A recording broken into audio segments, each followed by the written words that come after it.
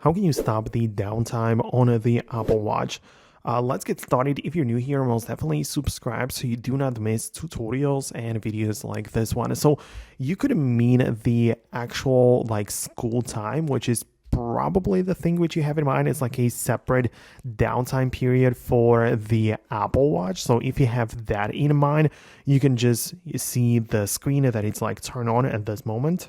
You can see that it's indicated by this like yellow clock, and in order to get outside of that, you can see that you have to press and hold down on it to exit this mode, and you have to click on exit like that.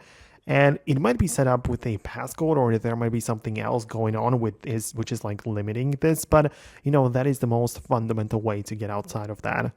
If you are talking about some like downtime period, which is for both the iPhone as well as the Apple Watch, this can be controlled and set up inside of these settings and in the screen time section.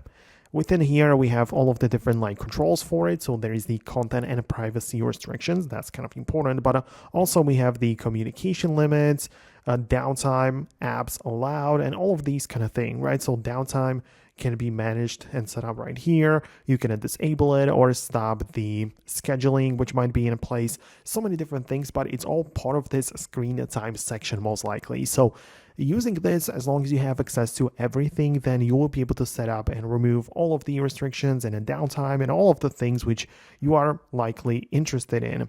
Now, let me know in the comments below if you did successfully do what you wanted. Subscribe, so stay tuned for more tutorials and videos like this one, and I'll see you later in the next videos as well. So thanks a lot, and I'll talk to you then.